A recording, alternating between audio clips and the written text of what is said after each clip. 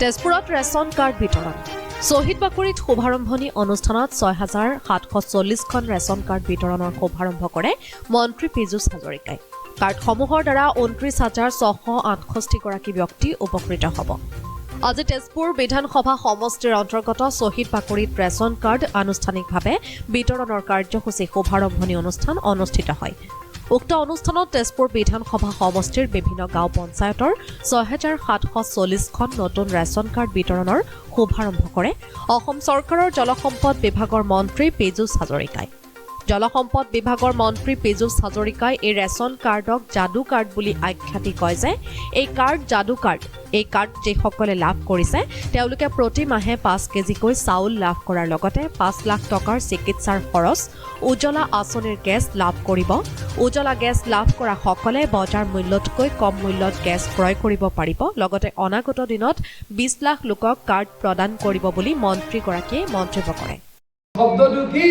এইখন আচলতে এখন সাধাৰণ কাৰ্ড নহয়, এইখন এখন যাদু কাৰ্ড। এইখন কাৰ্ড হ'লেই, এইখন কাৰ্ড পালেই কেইবাটাও সুবিধা আমাৰ মহিলাসকলে, আমাৰ পুৰুষসকলে, আমাৰ যুৱক যুৱতীসকলে, আমাৰ কণ কণ শিশুসকলে লাভ কৰিব। কি কি সুবিধা এইখন কাৰ্ডত পাব? এই কাৰ্ডখন যোনে পাব তেওঁলোকে প্ৰত্যেকগৰাকী ব্যক্তিয়ে মাহত ৫ কেজিকৈ বিনামূলীয়া চাউল পাব। এই কাৰ্ডখন যোনে পাব তেওঁলোকে উজ্জ্বলা আঁচনিৰ গেছো নতুনকৈ পাব। আৰু উজ্জ্বলা আঁচনিৰ গেছ পালে তেওঁলোকে কি পাব? বজাৰ মূল্যতকৈ ৩০০ টকা কমত গেছ কিনিবলৈ পাৰিব। এই কাম কোনে কৰিছে? নৰেন্দ্ৰ মোদী ডাঙৰীয়াই কৰিছে। কাৰ কাৰণে কৰিছে? ভাৰতৰ জনসাধাৰণৰ কাৰণে কৰিছে। লগতে ইণ্ডিয়া এলায়েন্সক সমালোচনা কৰি কয় যে এই এলায়েন্স ইলেকশ্যনলৈকে নাথাকে, এয়া চাহ খোৱা, ভাত খোৱা, ভোজমেল কৰা আড্ডা বুলি মন্তব্য কৰে। আমি একেবাৰে সৰু মানুহ। মই মোৰ নিচিনা সৰু মানুহটোৱে ৮ মাহৰ আগত কৈছিলোঁ যে এইটো চাহ খোৱা, ভাত খোৱা, ভোজমেল পাতা এটা আড্ডা। এইটো ভাঙি যাব ইলেকশ্যনৰ সময়ত। আপোনালোকে গুৱাহাটীত মই বহুতবাৰ কৈছোঁ, আপোনালোকৰ টিভিতে এনেকুৱা ৰেকৰ্ডটো পাই যাব। মই বহুতবাৰ কৈছিলোঁ আমি একেবাৰে সাধাৰণ মানুহ। আমাৰ মুখৰ পৰা ওলাইছিল যে এই এলায়েন্সটো ইলেকশ্যনলৈকে নাথাকে, এই এলায়েন্সটো নাথাকিল। এইটো ৰাইজক ভয় খুৱাবলৈ প্ৰচেষ্টা এটা কৰিছিল।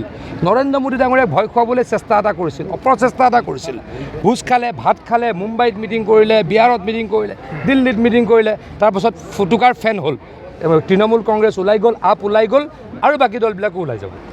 ৰেচন কাৰ্ড আনুষ্ঠানিকভাৱে বিতৰণৰ কাৰ্যসূচীৰ শুভাৰম্ভণি অনুষ্ঠানত মন্ত্ৰীগৰাকীৰ লগতে তেজপুৰৰ সাংসদ পল্লৱ লোচন দাস, তেজপুৰৰ বিধায়ক পৃথ্বীৰাজ ৰাভা, শোণিতপুৰ জিলাৰ জিলা আয়ুক্ত দেৱকুমাৰ মিশ্ৰ, অতিৰিক্ত জিলা আয়ুক্ত পংকজ বৰাৰ লগতে প্ৰশাসনিক বিষয়াসকল উপস্থিত থাকে। তেজপুৰৰ পৰা ৰাজীৱ কলিতাৰ ৰিপৰ্ট, অগ্নিগড় নিউজ।